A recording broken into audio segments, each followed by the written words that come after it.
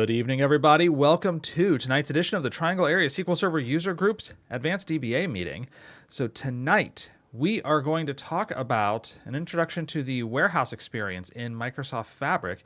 And Shabnam Watson is kind enough to give us the lowdown on what's going on there. So please, take it away. Hello, everyone. Kevin and team, thank you so much for hosting me. My name is Shabnam Watson, and today I want to talk to you about the warehouse in Microsoft Fabric. This is an introductory session, so this is just getting started with the warehouse. So we're not going to get into the advanced topics. This is just to get you started. So with that, a little bit of introduction about myself. So I'm a data and solution architect. I work as an independent consultant. Have been in the data field for 20 plus years. I come from a programming background, then work with SQL Server, starting from version 7, and then SQL Server Analysis Services. I did some programming. Then I went to data warehousing, and then just continued my path mostly down the data path. And then in most recent years, I work with Power BI and then Azure Synapse Analytics, and then these days with Microsoft Fabric. My contact information is on this page. If you're on Twitter or LinkedIn and you would like to connect, I'm more than happy to connect with you. So some of the activities that I've done is that I am on the Learn Together series with Microsoft Fabric, with some of the other MVPs and power users. These are great sessions if you want to get started with Microsoft Fabric and you are the kind of person who likes to listen to videos versus read, because all of the content in this series is really available in Microsoft Learn as well, but it's more for people who are learning by listening. And then another thing that I've done recently is that I've created a video of my experience before and after taking a DP600, which is the certification for Microsoft Fabric Analytics Engineer. Again, if you're planning to take that exam, this might give you some of the tips and tricks to prepare. And then finally, before we get to the session, I just want to mention that one of the greatest resources for Microsoft Fabric is the Fabric Community Hub. It's a career hub. This is my one link that I keep for getting to everything in Fabric, because it has links to all of the other training material that you need or resources, including how to take the exam, the Learn Together series that I mentioned, the documentations and all that stuff. It's all available from that one link. And then if you plan to take the exam, just know that there are ongoing cloud skills challenges going on. So make sure that you take one of these challenges before you go and take the exam, because they offer various amounts of discount. So on this screen, I'm showing 50%, but sometimes this has gone up to 100% to 80%. So definitely check this out if you're about to pay for that exam. All right, so let's talk about Microsoft Fabric. Microsoft Fabric is an end-to-end analytics platform. The keyword here is that it is software as a service compared to platform as a service. So previously, some of these services that you can find in Microsoft Fabric were being offered as a platform as a service. So for example, Azure Data Factory to do ETL in the cloud, or Azure Synapse Analytics for big data analytics. But they were platform as a service. These are what you see in Fabric is the software as a service, and that's a key enabler for a lot of people, because you no longer have to worry about provisioning resources and all the background plumbing and work that went into the platform as a service tools. So it is much easier, it's much more available, faster to get access to services. And then it brings everything to you in the form of an integrated solution. So what that means is that you log in once to one place, and from there you can get to all of these capabilities. You will have your data warehousing, you will have your data factory, your ETL, and then your Power BI reports, your analytics, all in one place. So that's another huge enabler that Microsoft Fabric brings to the analytics world. Here's a screenshot of what the Microsoft Fabric home screen looks like. This is basically just showing you what are some of the services that are available. You can get to this if you go to the Power BI portal, if you're an existing Power BI user, or you can go to the Fabric portal. They both land you in the same place. So what you see on the right-hand side, what I'm showing is that this is how you would get to it. And once you're in the portal, you can pick these different experiences. As you will see in a little bit, it doesn't mean that an experience is going to limit you to only certain items that you can create. All it does is that it gives you a focus view. So it will change the icons that you're going to get, the shortcuts that you're going to get on the screen for creating items. Other than that, you can mix and match. So you can have a workspace with Power BI reports in it. And next to the Power BI reports, now you can add a warehouse and you can have data factory pipeline to load the data. So all of it in one place. But I'll show these to you in the demo in a little bit. All right, so here's another look at Microsoft Fabric. It brings together a bunch of services. So if we start looking into these services, all the way on the left, the green icon is a data factory. This is your ETL tool for loading data, for ingesting data, and doing data transformations. Then you have the blue set of icons. These are from Synapse family of products. So some of the capabilities that you see here did exist in Azure Synapse Analytics. But what you see here is those capabilities plus a ton of the new innovations that have gone into here. So it's not that Microsoft has packaged the platform as a service product and now it's just giving it to you in software as a service. This has been completely revamped, rewritten. And there are so many improvements that once you start using it, it'll be hard to go to the older version. Now, while we're on this topic, I just want to make sure that if you are using the old version, we call it old version already, Azure Synapse Analytics or Azure Data Factory, those products are not going anywhere. They are fully supported. They're going to stay supported probably for a very, very long time. However, what's going to happen is that as new improvements come in, they're going to go to the version of the product that's in Microsoft Fabric. So once these products in Microsoft Fabric reach parity with their platform as a service one, then all the future improvements are going to go into the Microsoft Fabric version. So if you have an existing solution, you can keep using it using those platform as a service product. You can keep using Azure Synapse Analytics or Data Factory as long as you want. They actually have connectors into Fabric these days. You can write into Fabric with them. But long term, it may be to your benefit to move to Microsoft Fabric because of all the new features that are going to be here. And then additionally, there is very likely that you're going to have cost savings by going to Microsoft Fabric.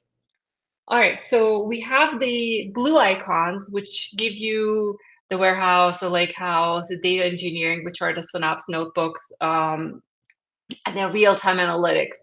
And then we have Power BI, which is our reporting and semantic layer. And then finally, we have Data Activator, which is the capability or the tool that lets you make some decisions and act on them based on the data. All right, and then all of this, so what's important here is that all of these tools, they're built on top of one lake. So they all have separated their compute from the storage. So why that's important is because one of the reasons that that's important is that you can use one of these tools to write data to one lake and any other one of them can read from it. So it's very easy for them to interact with each other. And of course, along the one lake, we have Copilot and AI capabilities that are built in to assist with development. And then long term, we're going to have Purview for governance. All right, so let's talk about workspaces. If you work with Power BI today, you are familiar with Power BI workspaces. The Fabric workspaces are exactly the same. So Fabric has inherited Power BI's interface and concepts and user access. So you can have a workspace, and in this workspace, your developers are going to collaborate together to create content. They're going to create pipelines, for example, or a semantic Power BI model previously known as datasets. And you can have a data warehouse and then some reports that are based off of that semantic model. A workspace is where you collaborate with your other developers. This is not where you're going to let your end users get direct access. You will share content out of this workspace for your end users, okay? So this workspace by itself has a storage that comes with it. This is abstracted away. So it's not like we can go into Azure Storage Explorer and see the storage. Each workspace has its own storage. So today, when you save Power BI reports, they are saved to the storage of a Power BI workspace. We don't see it, it's abstracted away. It's the exact same thing in Fabric with the rest of the items. So if you create a warehouse and you put some data in it, that data is in this workspace, okay? So now you can have multiple workspaces in a tenant, in a Fabric tenant, and you can share across. So now let's look at this example. We have another workspace on the right-hand side, and let's say this one has a lake house, and you're loading some data into it with pipelines and data flows. And that workspace also has its own storage that goes with it. So now if you put all of these storages together, you get the one lake. So one lake initially for me was not super straightforward to understand. I was like, so where is this one lake? Well, the one lake is essentially the sum of the storage that comes with all of these workspaces. All right, so going back to the Fabric and all of its compute engines. So remember that we said we have a separation of storage and compute. That means that at the bottom level, we have the one lake, which is AKA all the storage accounts that are abstracted away and come together, they're one lake. Then on top of it, we have a number of compute engines. So these are engines that can understand how to read data, read the files that are at the bottom level. And they have different languages. So we have the data warehousing compute engine, which is what we're going to talk about today. It understands SQL, right? So you can use T-SQL to read and write to the one lake from it. And then to the right of it, what you see under data engineering, that's the representative of the lake house. And it uses Spark to read and write to the one lake. Now, what's nice about this is that I can use a Spark notebook to write data into the one lake because it's all standard format. Then from a warehouse, another developer can pick it up and use SQL to query it. So notice that on this slide, we don't mention warehouse, lake house. We have data warehousing, and then there's no mention of the lake house. That's because here we're talking about the compute engine. So when it comes to the compute engines, we have two compute engines on the left-hand side. I'll get to the right-hand side in a minute. We have T-SQL and Spark. We have two engines here that can read and write data. Now on the right-hand side also, there is another part of the Synapse family of products. It's a real-time analytics engine. It's the KQL engine. That one can also read and write. And then on the far right, we have business intelligence, which is the Power BI or the analysis services that runs Power BI behind the scenes. That one can now also write to the lake in the format of a delta that I'm going to talk about. So all of these engines, they can write the same standard format. All right, so moving forward on the data warehousing. Actually, let me go back. Before we continue, one more concept that I want to make sure everybody understands is that remember I said if you move into Fabric, there are potential cost savings for you. The reason is because the way Fabric works is very similar to Power BI, and that means that it's capacity based. So you don't pay per workload. your overall consumption is calculated per workload, but you don't pay per workload. So it's capacity. So you can have a trial capacity. You can get trial capacity for free today for 60 days, or you can have an F capacity or a P capacity. If you're coming from a Power BI premium capacities, you already have the P capacities. If you're purchasing anything new, it's an F capacity. But either way, the licensing is capacity based. If I buy a P1, which is equivalent to F64, the cost for that is a fixed monthly cost. Now, it doesn't matter if I have one Power BI workspace in it, or a Fabric workspace, or if I have 1,000. It doesn't matter if I'm running 100 pipelines, or I'm doing using a lake house, or I'm working with T-SQL in a warehouse. It doesn't matter. All of it is calculated and goes towards the consumption of the capacity. Now, each capacity has certain, of course, it has certain CPU power and limits and storage and things of that come with it. So as long as you don't go over that limit overall, then you're good. So the reason this is nice is because a lot of the companies, they have patterns so that, for example, during the day, you have people who are accessing the Power BI reports, and then at night, people have the ETL jobs running.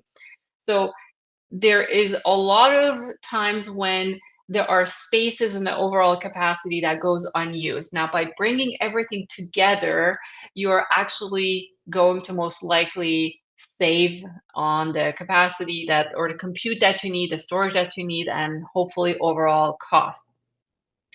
Now, if you're coming from a Power BI background, for the Power BI section, the licensing does not change at all, meaning that if you need a pro license to publish, you're going to need a pro license to publish. That does not change at all. So the capacity pricing makes it enable for you to create all the Fabric items, but you still need, for the Power BI portion, you need to have a pro license to publish.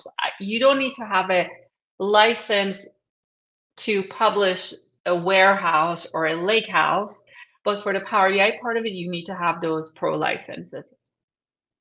And here's a grid that shows the capacities, the Power BI SKUs, and then the F SKUs are on the left. So you can see that P1 is equivalent of F64. And then just like today, if you are below P1, if you don't have a P1 on the Power BI side, you're on a shared capacity. Here as well, if you're below F64, that means that both of your Power BI publishers and consumers need to have pro licenses. So nothing about the Power BI licensing changes. I just wanted to emphasize that. The benefit for the F SKUs, though, is that outside of the Power BI, you can get an F2 and you can actually pause it. So the P SKUs were not pausable before. You had to pay per month for them. On the F side, you can pause them. So you can have a capacity. You can have an F2048 capacity, and you can run it for half an hour to test things out, and then you can pause it. You will not get charged for it for the month. You will get charged by the minute. All right, so back to the compute engines. So today our focus is on the data warehousing. Now, the data warehousing items in Fabric are available in two places. So believe it or not, they're in two places. One of them is the SQL Analytics endpoint of a lakehouse. So anytime you go into Microsoft Fabric and you create a lakehouse, which I will briefly introduce to you, it comes with a SQL Analytics endpoint. Now, that SQL Analytics endpoint is nothing but the warehouse, actually, but the read-only version of it. So behind the scenes, it's actually a warehouse. What it makes it, what it brings to you is the capability for you to read through the lakehouse using SQL. And then on the right-hand side, we have the warehouse item in Fabric. The warehouse item itself is obviously a warehouse and has the full read-write capabilities with full T-SQL support. So many of the things that I'm going to mention today, they apply in both places. The only thing to keep in mind is that the SQL Analytics endpoint of the Lakehouse is read-only. And the reason for that is that in the lakehouse world, it's Spark that's in control. In the warehouse world, it's SQL that's in control of both read and write.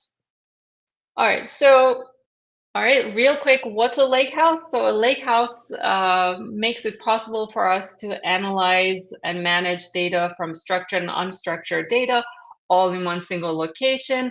The way it makes it possible is because it puts a layer on top of the files. So it's great that we have a storage account with, you can put many files in there, but none of us like to work with files. The reason that part of the reason that the relational database systems were invented was because nobody wanted to query files directly. Well, when we go to the cloud, we have the lake houses, and what they do is that they bring a SQL layer or another layer of query on top of the files that are in the lake. So the one lake is scalable, it's flexible, it can grow, and then on top of that, with the lake house, we have Apache Spark and the SQL analytics engine, which is a data warehouse to query the data. So when you connect to a Lakehouse Explorer in Microsoft Fabric, this is what you see. There is a file section and there's a table section. The file section, you can upload whatever you want in there. You can create folders, subfolders. You can put CSV files in there. And then the table section is the manage section. So if you copy a Delta file, or as a set of files actually, into the table section, it will automatically surface it as a table, and then you can query it. You can use Spark or you can use SQL to query it. All right, on the other hand, so we have the warehouse, and here I've actually morphed two pictures together.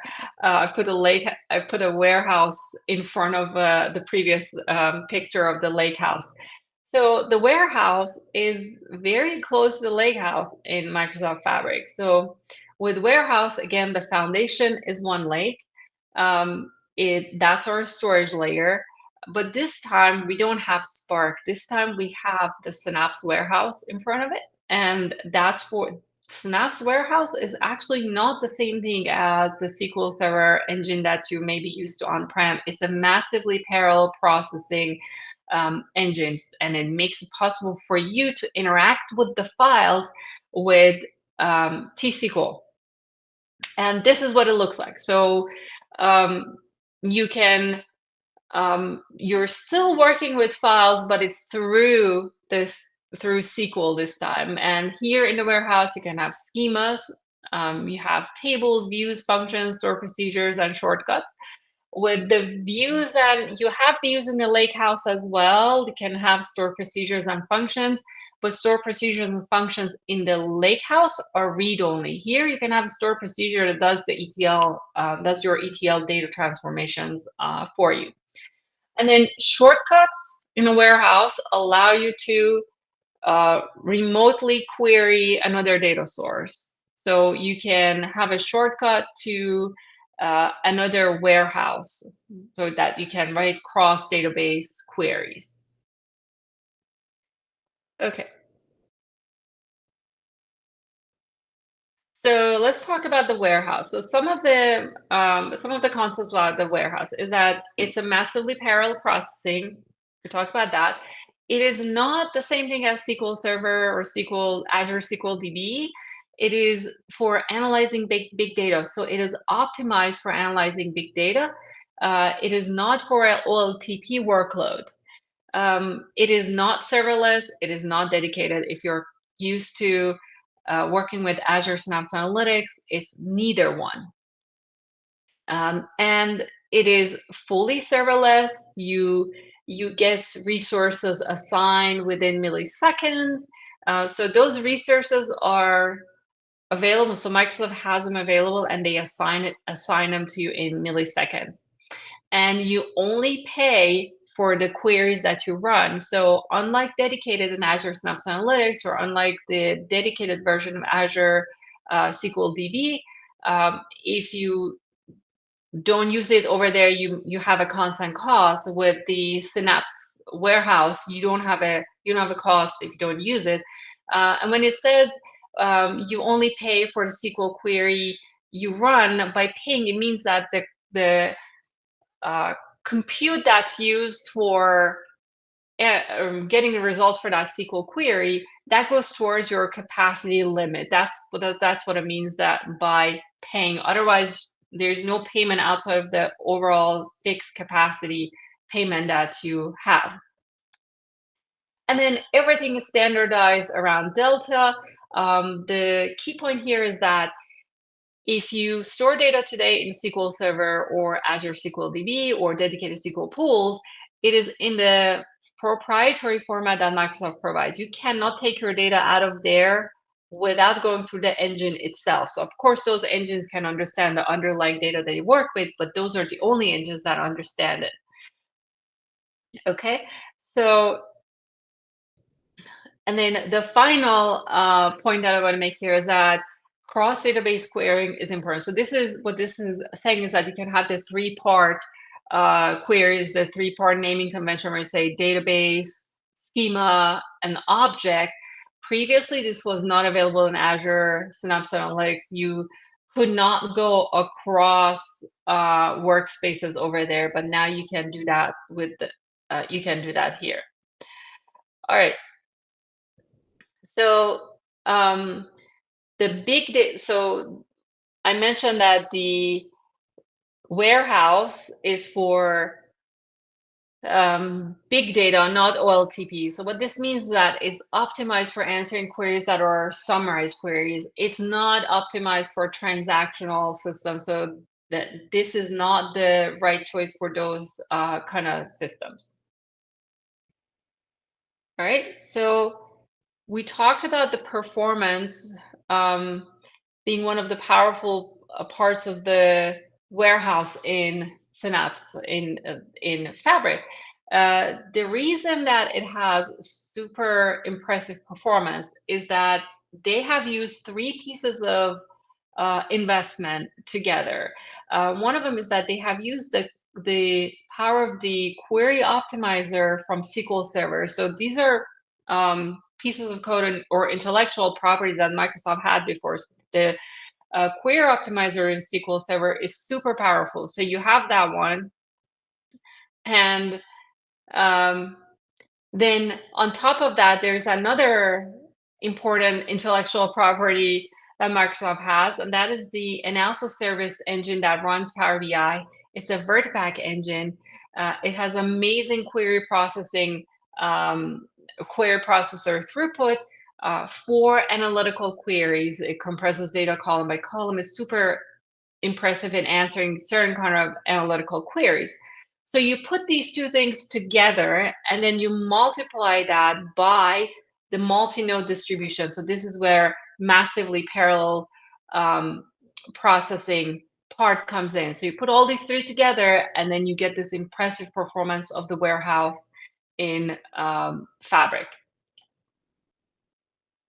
Okay, so I want to stop here and go to a quick demo and show you some of this, and then we'll come back and look at some more concepts. All right, so let me escape out of here. So as you're switching to the demo, there are a couple of questions in the chat.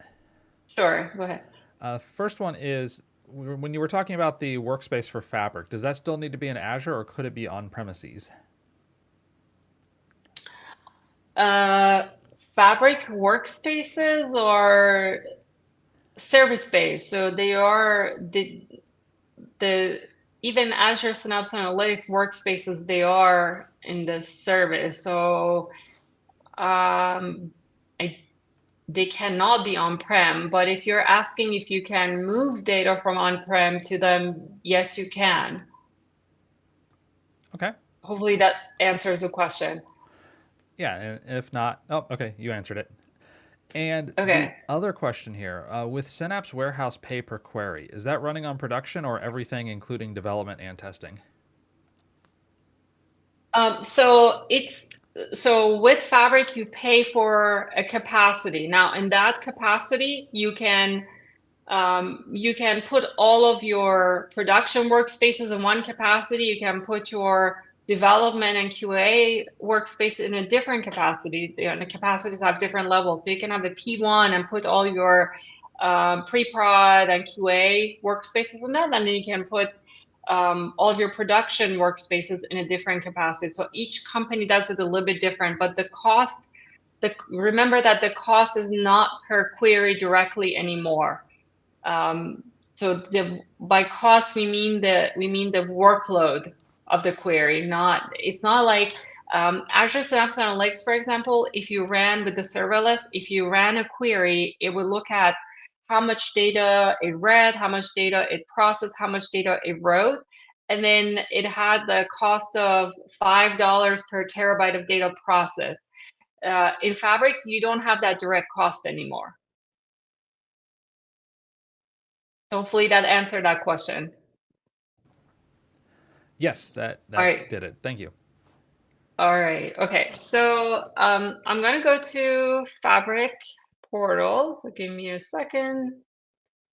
All right, here we go. So I am in app.microsoft.fabric.com. If you go to Power BI, if you have a Power BI link, app.powerbi.com, it goes to the same place. It doesn't matter. And this is a landing page. And as you can see, I have several experiences here. Now, again, these are just shortcuts for me to get into creating certain items.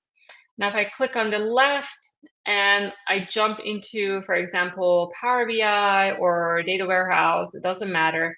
I'm going to go to Data Warehouse here. And you see I get a series of icons on top, here on the top. So this is saying, create a new warehouse or a sample warehouse or a pipeline. So I can do any one of these.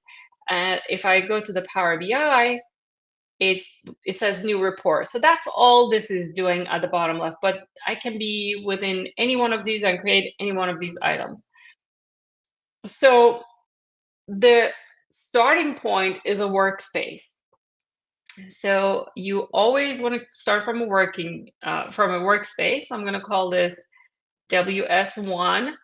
And this workspace needs to be attached to either a trial capacity or to a premium capacity if you have one. So here I don't have a premium capacity. I'm running on the trial capacity. So that's where it's going to stay. And now that I have a workspace, I can create any one of these items in there. So I can say, create a lakehouse, create a Dataflows Gen 2 or pipeline to do my ETL, or I can say, create a warehouse. So because this is a warehouse session, we're going to say, create a warehouse. Now, notice that I am in the workspace again, so make sure you don't create this in the my workspace. If you don't go into workspace first and you click on new warehouse, it's going to create it in my workspace, and that my workspace is just for you, for nobody else. Just that's why it's called my workspace. Okay, so I'm going to call this warehouse 1 and click on create. So this will create an empty warehouse.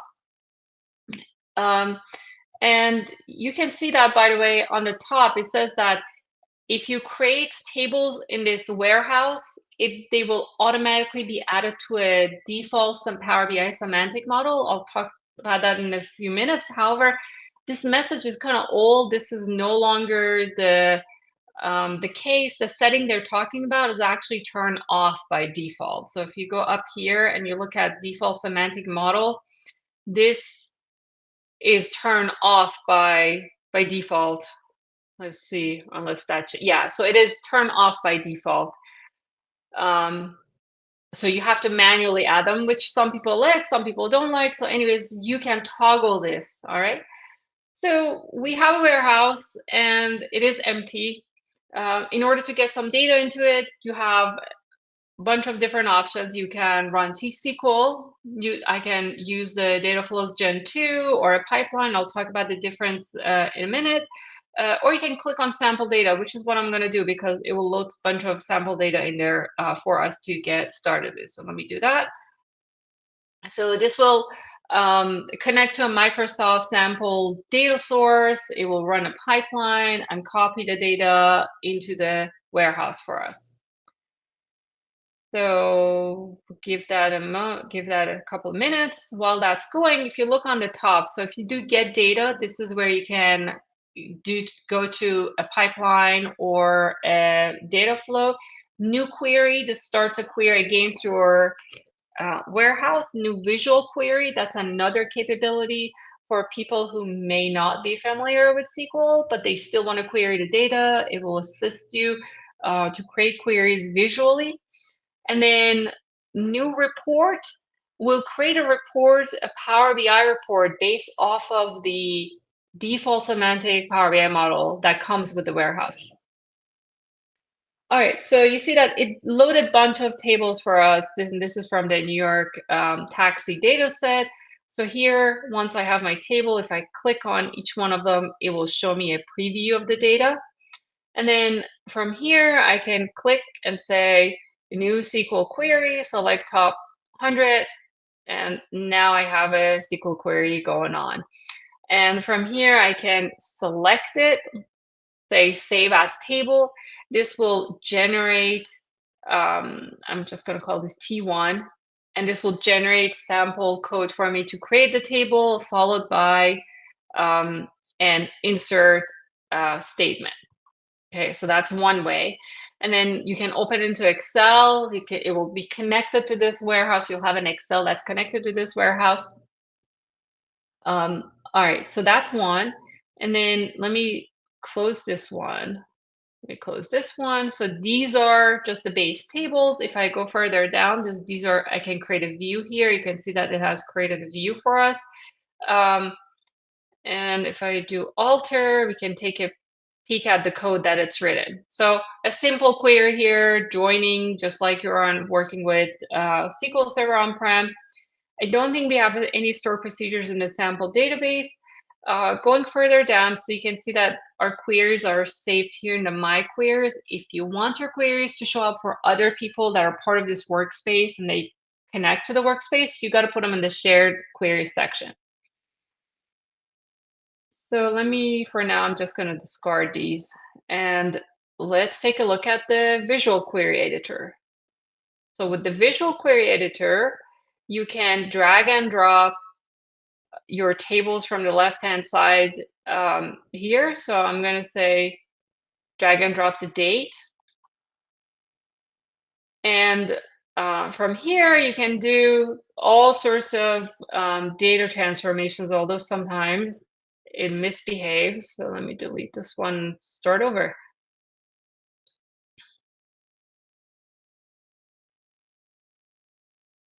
There we go. So let's do this. So I'm going to close this and come back in. That always works. All right, so let's try one more time. Visual Query Editor. Date, keeping fingers crossed this time.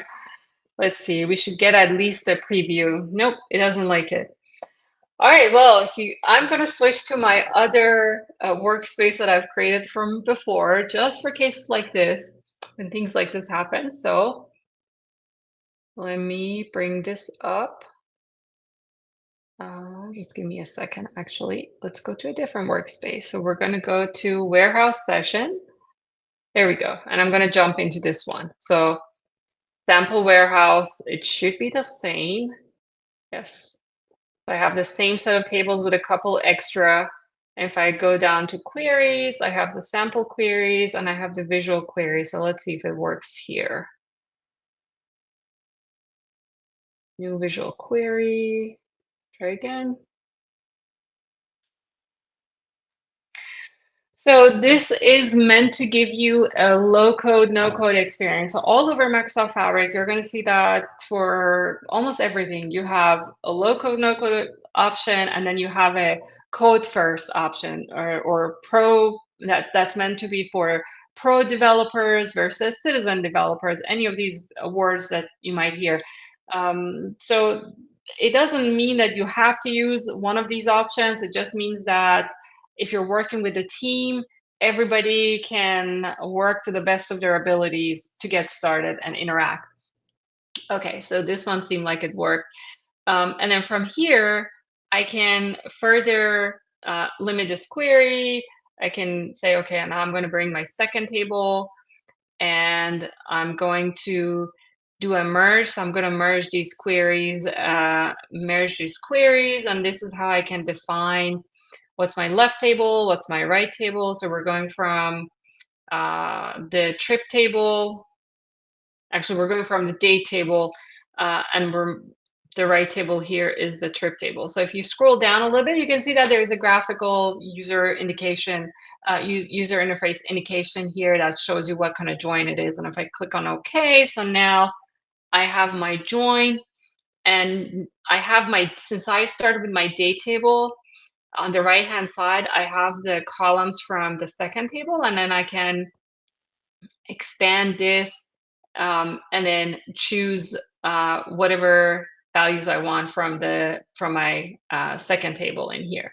And then at any point, if I click on View SQL, this will show me the SQL code that it has generated. I can again save this as a view if I want. I can take this and go to the full Power Query experience if that's what my background is.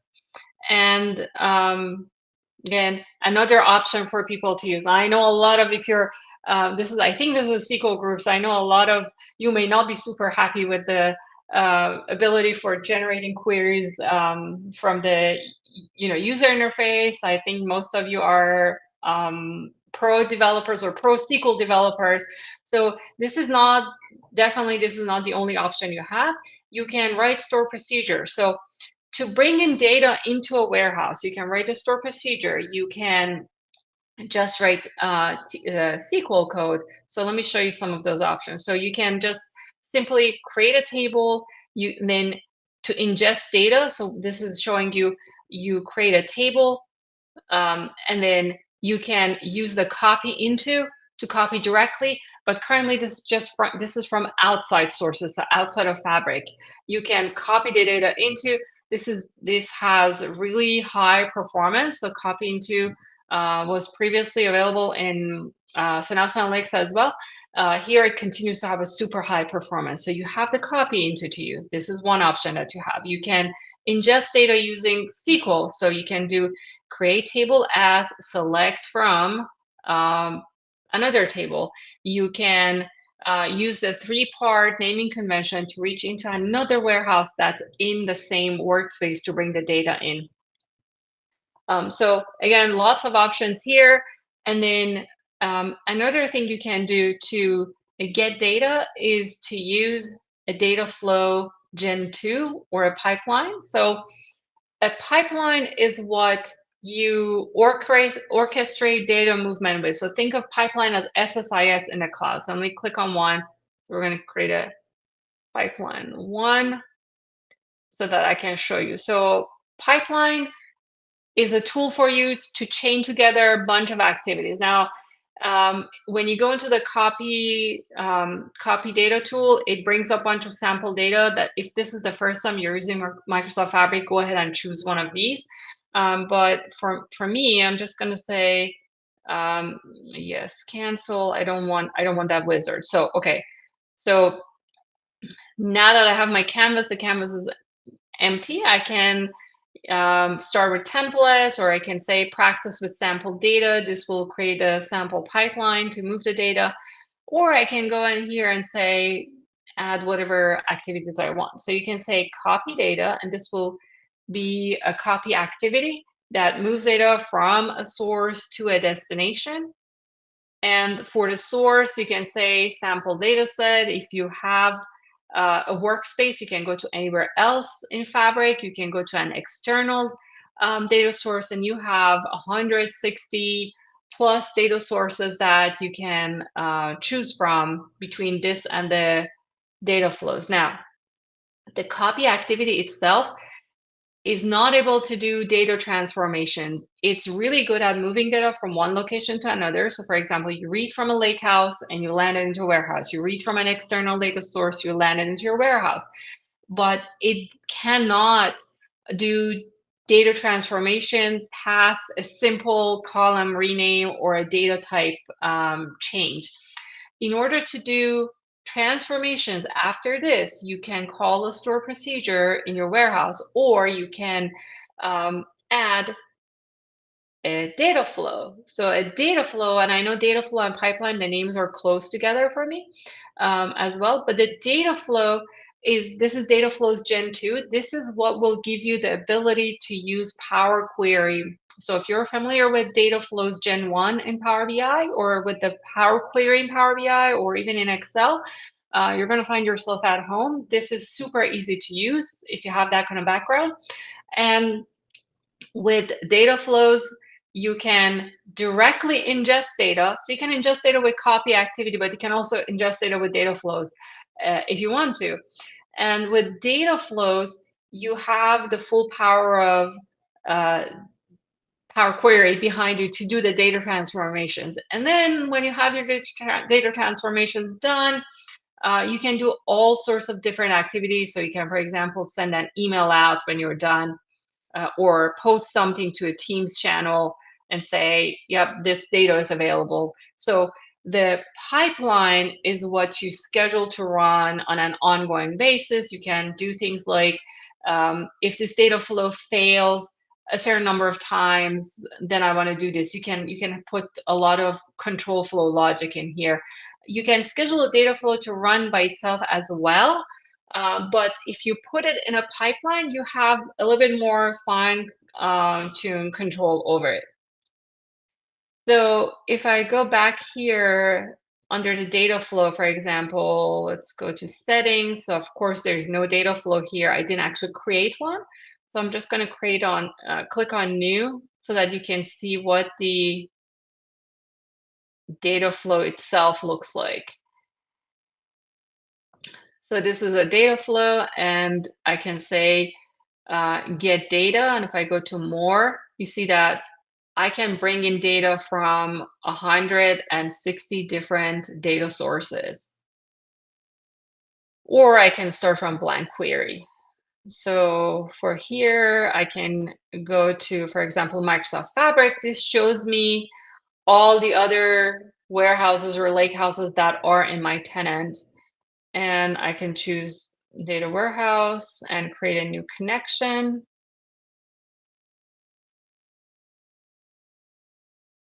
So we want to just get to another warehouse. So these are all the other warehouses that I have previously created for different demos. And I can go and find one of these that has some real data in it. Let's see. And okay, here we go. So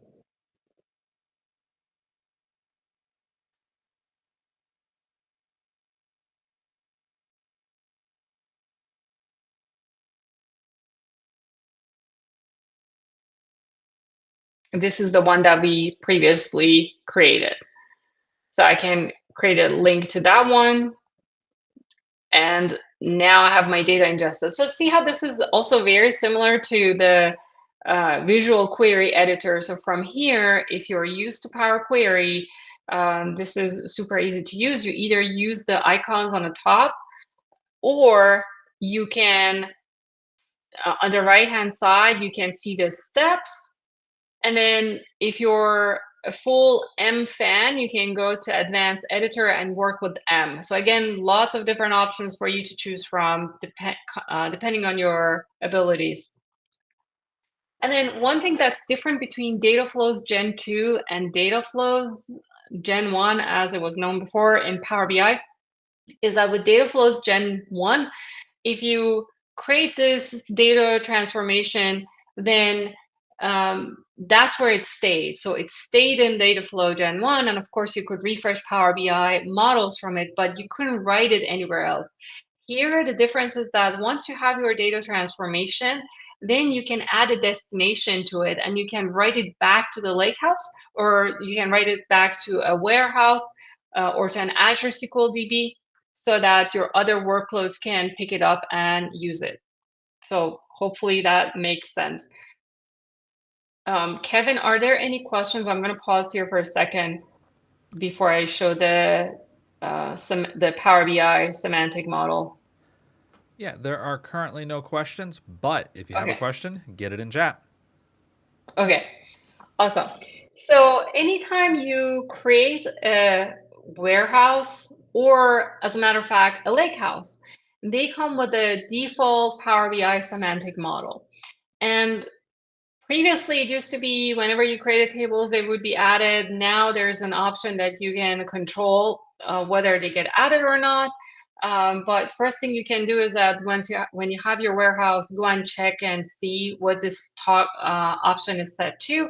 So if it is set to off, that means that you have to add them to your model yourself. So notice that on the bottom here, I went from data. So data is where we had our explorer, where we could click and say, SQL query, or clone a table, and then queries where we're writing our queries, obviously. And then the model tab at the bottom, this is what controls the model of the semantic Power BI model, aka dataset. So you cannot create these datasets or models from Power BI desktop. This is currently web-only experience.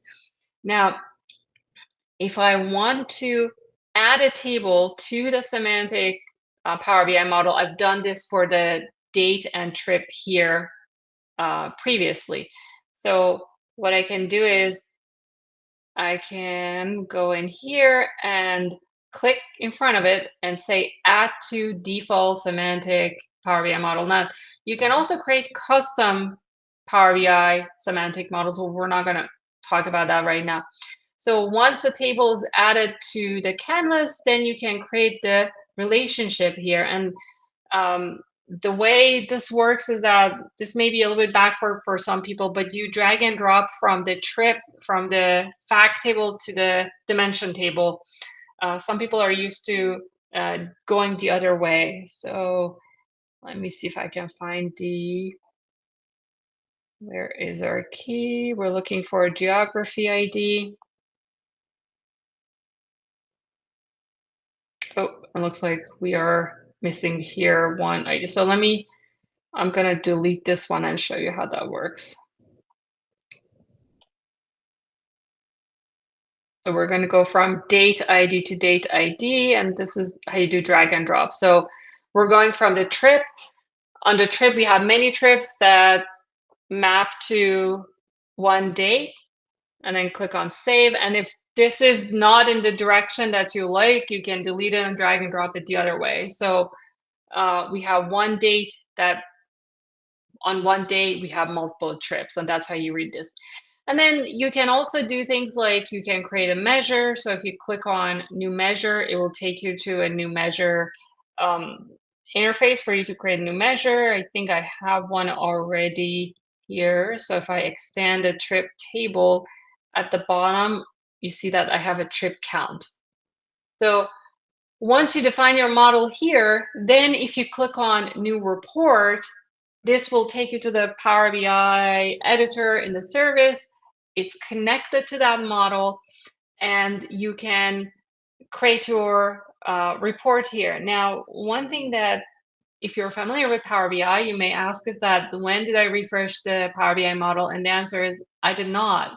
That's because the Power BI engine has been revamped so that it can also read those Delta Parquet files that are underneath the warehouse. So by just putting a table in the warehouse, you're making it possible for Power BI to also work with that table. And the storage mode is called Direct Lake. So previously we had import and direct query. They each had pros and cons. But now Direct Lake gives you the best of both worlds and super fast performance. All right, so I'm going to go back to the slides and just go over a couple of other concepts. Kevin, how much time do we have left? We're good on time. Probably about, I'd say, 35 minutes. Okay, great. All right, so let's go back and talk about a little bit more concepts here. So we're going to dive into the lake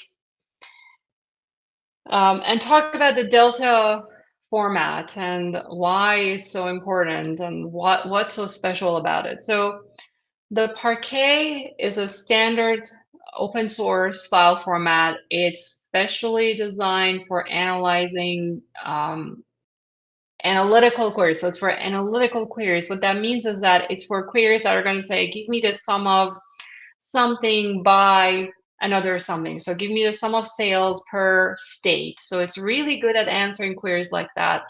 It is not as good as answering queries such as, select all the rows with all the columns where one single value equals one single value, or it's not really good with that compared to the other type of query, the analytical queries. So it's highly efficient. It's almost like cluster column store indexes. So it's compressing the data column by column, and it's really good at compressing and decompressing the data at query time to answer the queries.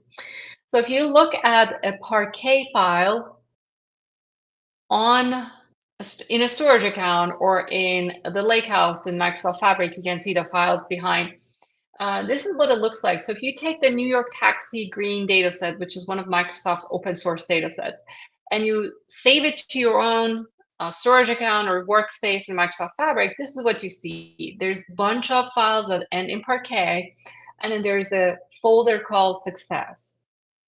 Now, it automatically splits the one source into multiple files. It has an algorithm that you may or may not be able to control. If it's a huge data set, you can partition, so you can tell it how to split the files. But then again, within each one of those partitions, it may still decide to generate multiple files. Either way, so this is what Parquet looks like. And to go over what's behind it. So in a row-based storage, we store the data row by row, obviously. And if we're going to look for a certain value, we have to scan these rows. And I'm sure you guys coming from a SQL background are already familiar with this because SQL Server also has a cluster column store index concept. So the row-based, even though we're looking for two columns, so let's say we're only looking for product and country, we still have to scan all those rows, right? But with column-based, each column is stored separately. So now, if we're looking for product and country, we only need to scan those two columns. So with the Parquet is a column-based storage system. So if we are only looking for certain columns, we only scan those columns. So we're looking for product and country. Already we have eliminated 3 columns in this case. And then we're going to see if there's a where clause beyond that. So we can eliminate even more rows. So in this case, we were looking for the country equals United States. So now we don't have that middle section. So not only data is stored column by column, it's also grouped together in what's called row groups, and that makes it easy to have predicate elimination. All right, so that's great. Now throw in delta. The downside with Parquet is that it's not updatable. You cannot say insert this row or update my record. It does not have updates. So you can delete the whole thing and write it back from scratch, but you cannot do deletion or additions. Delta builds on top of Parquet. It brings in the additions and deletions. The way it does that is that by keeping a Delta log folder or a transaction log, essentially, that says these files are active, these files are not active. So it doesn't really touch the existing Parquet files. It adds new Parquet files to reflect the new state of things. And then it will mark which files are active and which ones are not. And because of that, you have time travel capability where you can say, show me the data as of 2 days ago, and you can do that, or as of a certain version. Okay, so if you look at the New York Taxi data again, in the Delta format, you're going to see still that it's a bunch of Parquet files. However, this time you have a Delta log folder, and that's how you can tell quickly that this is a Delta file. So when we say a Parquet table or file or a Delta table or file, it's really a group of files together, and they all represent ultimately for us a table. Now, the nice thing about Delta is that because all of the Microsoft Fabric engines have standardized over Delta, is that they can all talk to each other and it's not proprietary. So if you write your data with Delta and then you want to use a different tool that understands Delta, you are free to do that. Now, they write Delta, Fabric engines write Delta with the special optimization called V-order, and V stands for VertiPack here, which is the storage engine behind Power BI that also stores data column by column. So it's very similar. And that's one of the reasons that, by the way, that they were able to come up with the direct link is because VertiPack's engine is very similar to how Delta files are stored or Parquet files are stored. There were minor differences, and they were able to figure out how to change the engine so that the engine works with the Delta files instead of its previous proprietary storage with like Power BI. So VertiPack prefers a certain order. If you work with large Power BI models before, you know that if to optimize your refresh time, you could have done some guiding and ordered your data in a certain way. So VertiPack prefers the data to be a certain way. If all of these engines, they write the data with the V order, then they are making it super easy for Power BI to reach super fast performance. So again, they're using that additional knowledge that they have from Power BI engine to make their Delta file order in a certain way. That's super good for Power BI. It doesn't mean that other engines cannot use it. Any other engine can use it. It's still standard format. So with Delta, there are two other things that you have to consider with Delta and Parquet. One is the compaction. So if you have if you start with the date table, for example, and you insert one record per day, you say, okay, here's one record per day, you have lots of updates coming in. With each one, you're going to generate a small Delta file. You're going to Delta Parquet file. And then over time, you're going to end up with 1,000 files that are maybe each one is like a few kilobytes. If you can compact that into one big file, you're going to get better performance. So instead of thousands of small files, if you can compact the data, you get better performance. Now, this compaction happens automatically in the warehouse for you. And then the other thing is that when you keep history, so it's great that you can go back and reference the previous versions of the files, but remember the files are not deleted. That's how this whole time travel is possible. The previous days and the previous days files are there, but the problem is after a while you're going to build up a lot of files and eventually you may run out of storage. So another optimization technique is that after a certain amount of time, you can go and vacuum. And this vacuum is also another optimization technique that's built into Microsoft Fabric in the warehouse. Okay, so let's talk about security a little bit. So everything starts with a workspace. So your first level access is the workspace. Once you're inside a workspace, now I'm going to talk about different levels. There's 4 different levels.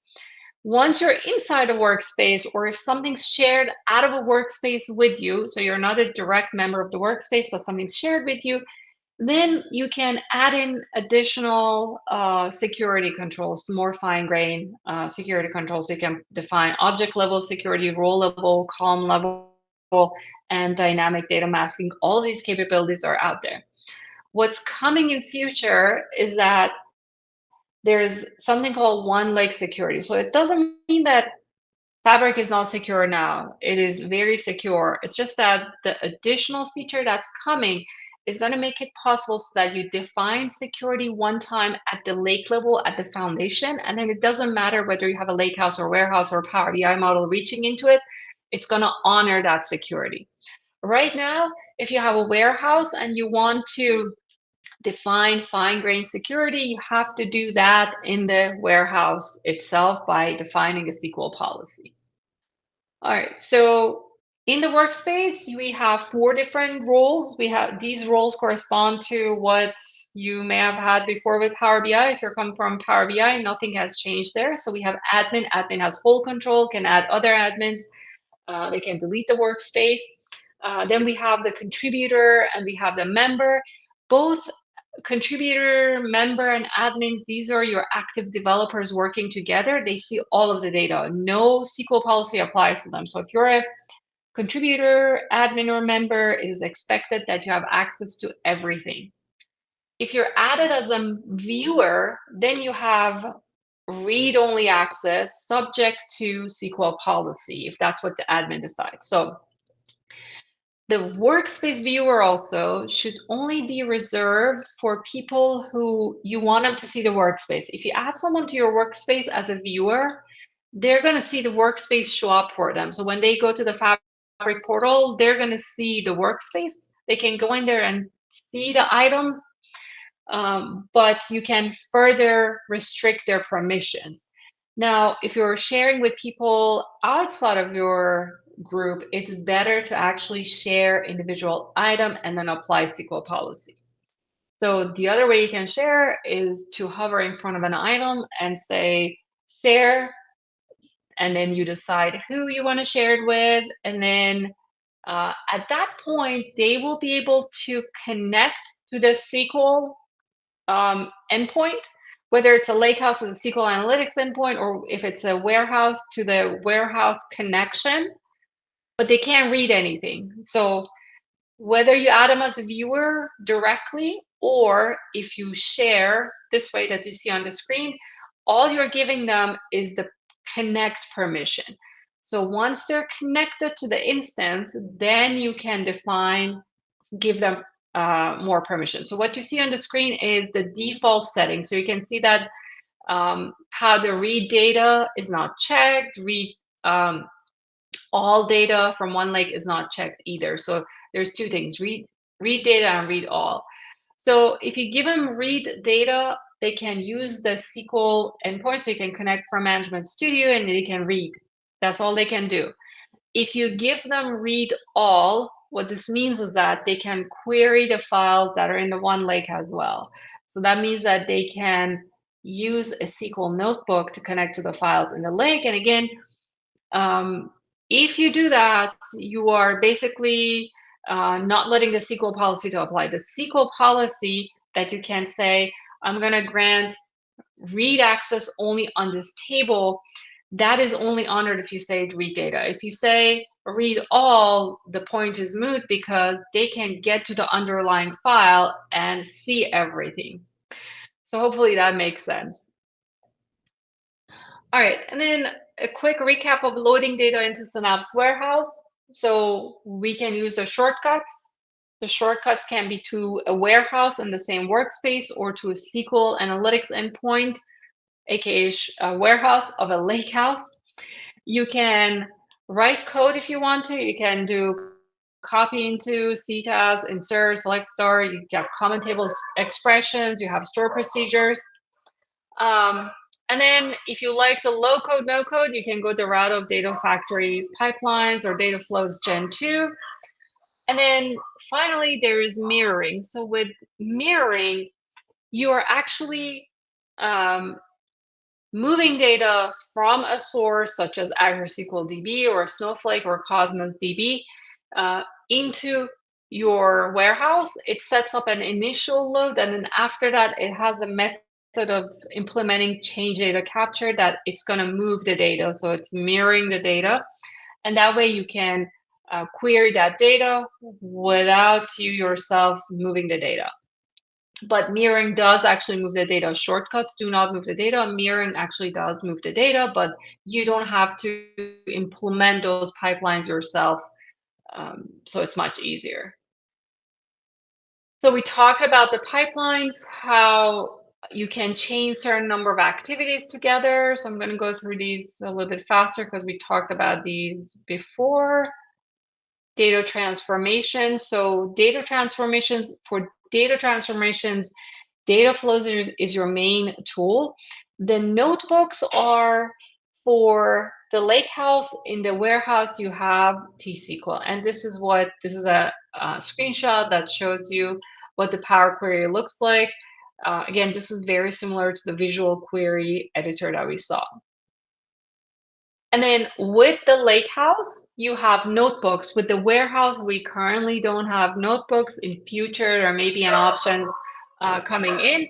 You can check the roadmap for the fabric to see what things are coming, all the improvements, and if you have suggestions for ideas, they do take those into account. So you can go there to add ideas. So a quick look at the lakehouse architecture. So with the lakehouse, you can have shortcuts. You can have data flows and pipelines to bring data into the lakehouse, and then you can transform that data using notebooks and data flows.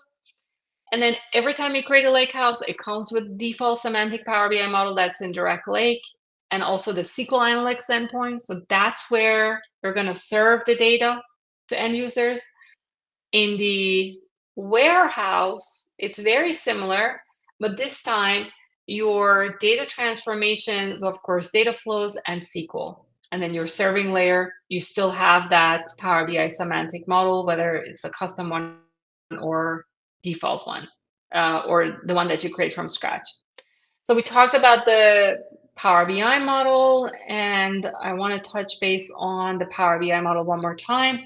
So with import mode, you actually bring the data. This is pre-Fabric, and it continues to be the option that gives you the best possible performance. You move everything from the source into the Power BI model. Your Power BI reports submit DAX queries to the model, but they don't go back to the backend. It's your model that has a copy of the data. It's great, but this requires some refreshes, and some people don't like that they're duplicating the data. Opposite that, it was direct query. With direct query, the data is not moved from the source to the model. The model is just a semantic layer that tells Power BI how to form those joins to send them to the backend. The problem with this one is that if you're working with a lot of data, it can be slow. The positive is that it's near real time. There's no data duplication. So sometimes you had to make these choices. It wasn't all or nothing. You could make them per table, but you had to take a lot of things into consideration when you did the composite models when it's per table. Now, with Fabric, we have this new mode that is direct lake or also see-through. Here, we're going to the Delta files in one lake.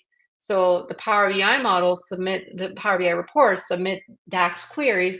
They go to the model. The model here is a blend of the direct query and import mode because data has not actually moved, but it performs almost like import because this model, where previously it used to work with its own proprietary data that was super close to Parquet Delta, now works with these files as if they're its own storage. And then this layer from here is gone. So both for import and direct query, whether you were moving data at import time or at query time, we had to go through the SQL engine. We had to submit SQL. Here, that SQL query is completely eliminated. So because this model works with the files in the lake, and this is the magic of Direct Lake. And it's truly magical because you get performance like something that would take 2 hours to refresh. That would take you 2 hours to get your data to refresh your model, and that would give you super fast performance. With Direct Lake, you don't have that 2 hours. Instead, for your first couple of queries, you may take a 2-second hit or a 3-second hit, but then you have similar performance. So that's a huge win for a lot of people. And then, of course, it's not flawless. It has some limitations today, such as your data source cannot be a view. You cannot have calculate columns or tables. This is because the reason it works is because it knows how to work with those Delta Parquet files. The moment you say it's a view, it's no longer materialized, so it cannot handle that. So they're not currently allowed. There are some limitations. Currently, you have to do most of the things we have to do it from the web. Eventually, hopefully, we'll come to Power BI Desktop. And certain things are only supported from third-party tools. So I'm going to stop here and see if there are any questions. If not, we're just going to do a final recap of Lakehouse versus Warehouse. Which one do you choose and when? Looks like no questions in chat. Okay, awesome. All right, so give me 1 second. So this is a slide that's from the aka.fabric notes. And this is actually a good resource to have if you are trying to learn about Fabric. They have lots of really educational notes. So how do you decide whether you go with the lake house or the warehouse? Because they look very similar to each other, and there are lots of different answers out there.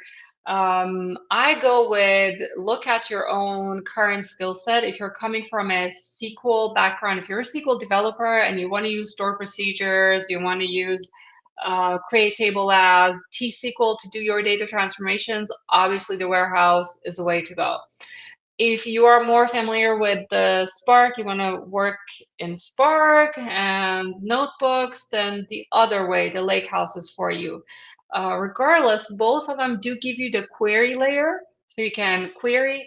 But something to keep in mind is that on the SQL endpoint, you can see that it says it has limited SQL coverage, so T-SQL coverage, because it's not any write operations, it's read only. And then, some other limitations here and there, but overall, my recommendation is to look at your own skill set, your team, because none of these projects are one-man operation, and then where you want to be long-term, maybe yourself, if you want to lean towards learning something, you go that way. So that's how I would make that decision. And then also, if you go to the Fabric online help, it has some directions, some guidelines about how to choose which one, one versus the other. One thing with the Lakehouse is that as soon as you copy a file into the Lakehouse, then you can start querying it immediately. With the warehouse, you have to import it before you can query it. So the Lakehouse is a little bit more agile. So a lot of times what you're going to find is that in a real project, you get a mix of these. So people do different layers. So they use the Lakehouse for their landing layer, and then another Lakehouse for their the next layer where they're doing the transformation.